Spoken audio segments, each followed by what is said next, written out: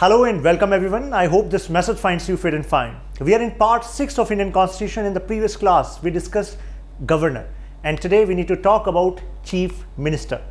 As we have already covered the office of prime minister, so chief minister would be cakewalk for you. So let's start with chief minister. CM is the de facto head of state government. What does it mean? It means real power in the state government remain in the hands of CM. And governor is de jure or nominal head, symbolic you can say. As per article 164, CM shall be appointed by governor. But do governor has discretion in this regard? No, there's a process, there's a standard which governor has to follow. And the standard is the conventions of parliamentary system of government. And what is the convention of parliamentary system of government? It means governor has to appoint leader of majority party of state legislative assembly.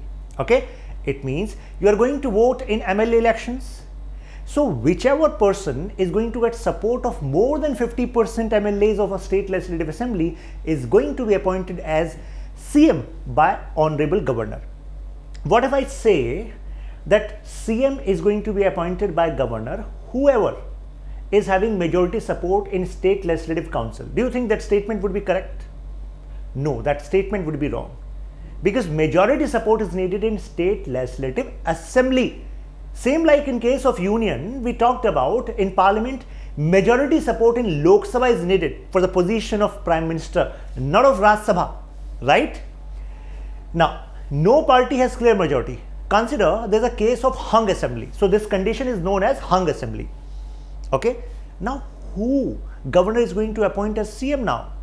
You can take example what happened in what governor did in case of Goa. So Goa is having 40 assembly seats, out of which you need 21 MLA support to appoint someone as CM. So there Congress got 17 seats, BJP got 13 seats in the previous elections I'm talking about. Now no single party or coalition was getting 21 mark. So now in this case, governor is going to use his or her discretion. Please remember, discretion means it would be the decision of governor only, who he or she is going to give the chance for taking oath of CM. Now you would be thinking, sir, if someone is not getting more than 50% MLA support, then how can this person be taking oath of CM? Yes, it is possible if governor gives you chance. But there's a condition here. Condition is that within the time frame which is given by governor to that concerned person, means CM, that person has to prove majority support in floor test in the state legislative assembly. It means you have to prove within this time that yes, I have more than 50% MLA support. It means you need to get support of other parties as well, right? I hope it is clear to you now.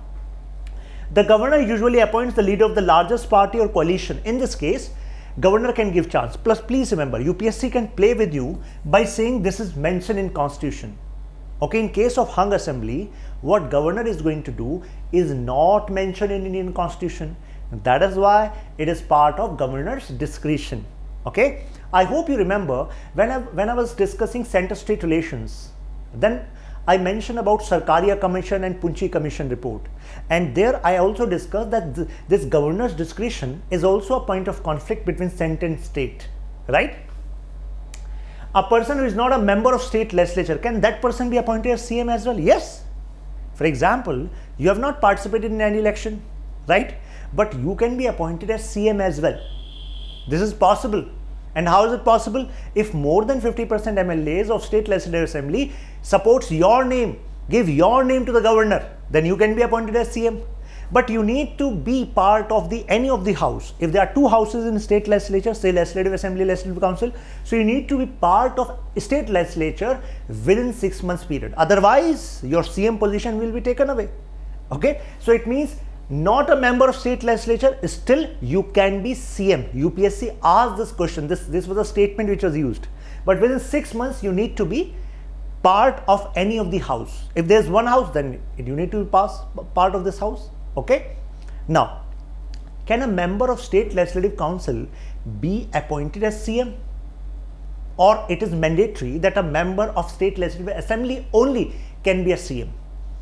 Now, even if we have not discussed, now think the convention which we discussed in case of Prime Minister. So I told you that Manmohan Singh ji was Rajya Sabha member, still he was Prime Minister, right? Same is the case of CM. For example, UP CM, Mr. Yogi Adityanath, so he was part of Legislative Council and he took the oath of CM, right? So it means LC or LA. You can be member of any of them, right? Within 6 months period. According to Constitution, Chief Minister may be a member of any of the two houses. This is what I have just explained you with example. Now, oath. Governor is responsible for giving oath to the CM. When it comes to term, if a statement is used and the statement is saying Chief Minister of a state is having 5-year term, tell me that statement would be correct or not. Some of you would say, sir, yes, the statement seems correct. Because we have seen many chief ministers have completed 5 years term and after 5 years there's an election. But my friend, that statement would be incorrect. You know why? Because CM position has no fixed term. There's no fixed term with the position of CM. CM is there just till the time that person is having majority support of State Legislative Assembly. That's it. Okay, so no fixed tenure. Can governor remove CM at any point of time? Because it is said that CM is there for the pleasure of governor because governor has appointed CM. No, governor cannot remove CM until and unless this CM actually loses majority support in State Legislative Assembly. Okay, this does not mean that governor can dismiss him at any time. This is what I have explained to you. He cannot be dismissed by governor as long as majority support of State Legislative Assembly is with the CM. Okay. If he loses confidence of the House, then CM must resign or governor will actually dismiss him. Okay. So majority support in State Legislative Assembly is mandatory. Now, when it comes to power and functions of CM, number one, CM is like a bridge between governor and Council of Minister. Means governor is expected to ask CM if you want any report on any department. You should not directly approach the department officials. This kind of controversy we have seen in case of West Bengal, in case of Tamil Nadu governor, right? So governor appoints only those Council of Minister members. Those lists are being given to governor by CM. It simply means governor has appointed CM, whoever got majority support in State Legislative Assembly. Now CM will give a list to Honorable Governor. Sir, these 20 names I have fixed and please give them, appoint them as ministers. So governor is appointing these ministers in State Legislative state government, but the list is given by CM. So that is why we say that this Council of Minister is at the level of state is CM's Council of Minister. Same convention applies like we discussed in case of Prime Minister. The point Prime Minister resigns, Council of Minister also resigns. We discussed. This is like a ship. They actually swim and sink together. Same convention applies in case of state government as well. He allocates and reshuffles the portfolio among ministers. Consider that you are a minister in UP government and you are given a charge of PWD department. But we have found that you have not done satisfactory work. And CM thinks you have not done satisfactory work because you have to satisfy the vision of that CM, right? CM is the leader. Now, if you have not done that work, it may be possible that CM will say, now I'm taking your PWD ministry and now I'm giving you another ministry. Okay, say Environment Ministry, Technical Education Ministry, Women and Child Welfare Ministry. Okay, and if you don't perform well there, then CM can remove you from there as well. But how CM is going to remove? CM is going to ask you to resign peacefully. If you are not resigning, then CM will give your name to the governor. Sir, please dismiss him or her. Then you will be dismissed. Okay. He can ask minister to resign or advise. I told you. And if you don't resign, then governor is going to dismiss him on the advice of CM. And if the advice of CM regarding dismissal of a minister is mandatory on governor, yes or no? Answer is yes, because Council of Minister of State is actually Council of Minister of CM. That is why governor has to accept this recommendation of CM. Presides over the meetings of Council of Minister, as I told you, leader, guides, direct, control and coordinate the activities of ministers. What does it mean? It means CM is going to communicate to you that these are the goals which we want to achieve, and that is why you are given this ministry. Now, in relation to the governor, as I told you, governor and between governor and council of ministers, CM is like the bridge. Okay. Now, it is the duty of chief minister to actually communicate about the administrative decisions which you are taking to the governor.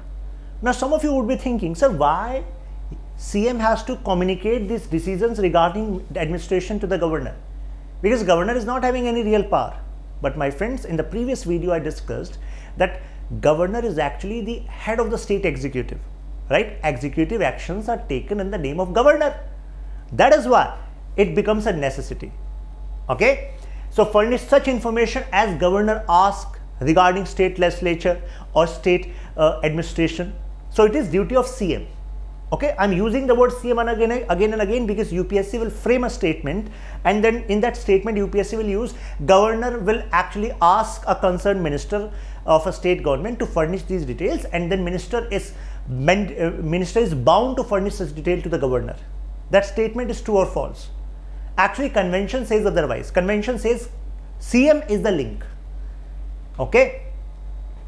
If governor is so required to submit for consideration, consider a case that you are a minister and you have some idea, and that idea has been discussed a lot, but your idea has not been taken up for discussion among your council of minister. So in this case, governor can communicate this to CM. Sir, I have heard, Mr. CM, I have heard that this was an interesting idea of one of your minister. Why you have not taken up this in your council of minister meeting? You should take up.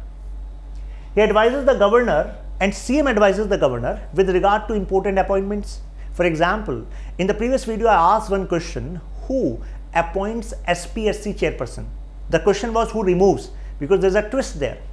So within the solution, I told you SPSC chairperson members are appointed by governor, but on whose advice? CM's advice. Okay, and CM's advice is mandatory. Same with state election commissioner. Same with advocate general. Advocate general, the senior most legal officer of the state government. Like we have attorney general in union at central level. Now, in relation to state legislature, he advises the governor with regard to summoning and proroguing.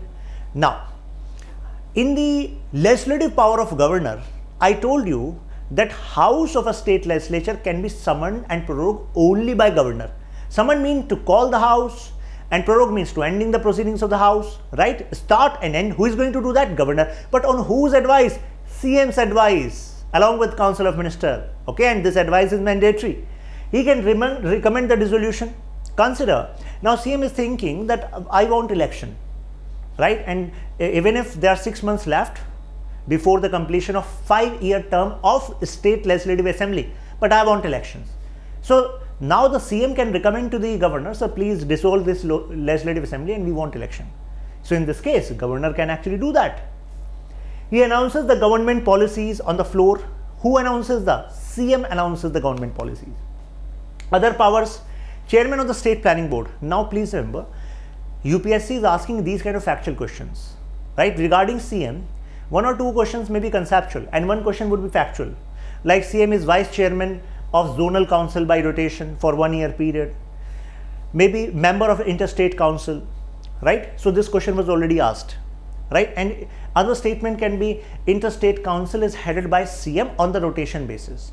Now tell me the statement would be true or false. It would be false, but the UPSC will try to confuse you between zonal council and interstate council. But if you know that these are the traps, now you are not going to fall into traps, right?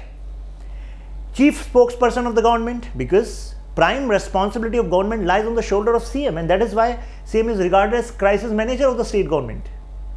Relationship with the governor. Now, what we have discussed until now, the provision related to CM, now we are going article wise. Okay, Article 163, it says that there shall be a council of minister headed by chief minister to aid and advise governor. Now our constitution has not elaborated on this fact. What does this aid and advice means? Is it mandatory or is it just advice as we know in dictionary? But the convention has developed that in parliamentary system, in democracy, real power should be with elected government. And that is why this aid and advice should be considered mandatory. But there's a twist there, which we don't find in the case of president. In Articles 163 subclause 1 it says it like this, but in subclause 2 it says that the discretion, the word discretion means where governor is going to act on his own, not with the advice of CM. Who is going to decide in what cases you need to act as per discretion? So actually our subclause 2 says that this is going to be decided by governor only, and this is the fact on which we say that governor's discretionary power seems to be more than president, and this specific statement can be asked in your exam. Please remember, as per Article 163 subclause 2, governor is the one who can decide the areas where governor is going to take discretionary action, not on the advice of Council of Ministers. But such provision is not present in case of President of India. I hope it will be clear to you now. Article 164, CM shall be appointed by the governor, you know it, and then CM will give a list to the governor, sir, please appoint these people as ministers. Then governor will appoint them. Minister shall hold office during the pleasure of governor. Why we are saying pleasure of the governor? Because governor is the one who is appointing them, and minister don't have any fixed tenure. The moment CM says, sir, I've asked this minister to resign, but he's not resigning, just dismiss him. So he will be dismissed. Ordinarily, if CM says you have to resign, then you resign, because you know how your political career is going to end then. The Council of Ministers shall be collectively responsible to the Legislative Assembly. Now, please remember, in case of COM at the level of union, I told you the meaning of collective responsibility. It means you are minister, you have government only till the point you have majority support in Legislative Assembly, right? The moment you lose that, then you will actually resign from the position. Okay. Article 167, as I told you, communicate. CM is responsible to communicate about the administrative decisions, furnish the details as asked by governor with respect to legislative or executive part. Governor requires submit for consideration of the. So this is what I have discussed this. I told you now, if concerned minister is having some important decisions to take, but that particular proposal has not been taken up at the level of Council of Ministers, in this case governor may convey to the CM that please take up this matter. So this matter can be taken up. Now let's attempt some questions. Assertion: Chief Minister of the state can disqualify a sitting MLA after obtaining the advice of State Election Commission. This is assertion. Do you think that statement is correct? This statement is incorrect. If someone, even after going through this Kanthas series of Lakshmikant, is saying this statement seems correct, then that is a sinful act. Okay, that statement is incorrect. Chief Minister is the de facto head of the state. This is correct. Now look at the options. A is incorrect, R is correct. It means 3 is the answer, right? Now second question: which of the following is not correct about the Chief Minister? Not correct about the Chief Minister. Council of Ministers shall be collectively responsible to the Legislative Assembly of the state. Article 154 states that governor will appoint the Chief Minister. Now, if you say this, see this. So this part of the statement is correct. Okay. Although UPSC can ask this question like Chief Minister and COM. Okay.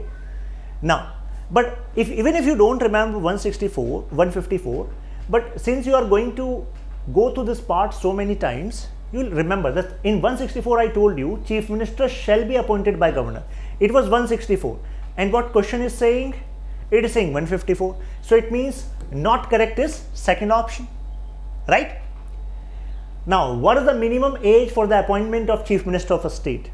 Although our constitution has not specifically mentioned that this is the minimum age criteria for CM, but since it says that within 6 months, even if you are not a part of state legislature, within 6 months you have to be part of you have to be member of any state legislature, means legislative council or legislative assembly.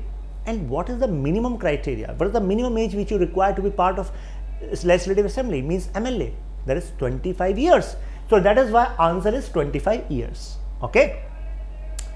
Which of the following is not matched correctly? Now, so in these kind of questions, Sometimes students think, oh, I don't remember all the articles, it means this question is going to go in vain. No, that's not correct. You should attempt. In Article 163, I just explained you that governor, there will be a council of ministers headed by CM, aid and advice governor, right? And I told you 163 subclause 1, 163 subclause 2 talking about discretion, right? But look what 163 they are saying, swearing in of CM. It means this is not correct. So it means it may be possible you have gone through one or two articles so many times that one or two article may be matched incorrectly. So that is why you should attempt such questions. Okay. So I hope now CM part is clear to you. See you in the next video. Till then, keep learning, keep growing. This PDF will be available in Shashank Tyagi for you Telegram group. If you find any difficulty, any kind of question, then you can shoot me a message on my personal Insta, shashank.powerbeing. I'll be more than happy to help you out. See you.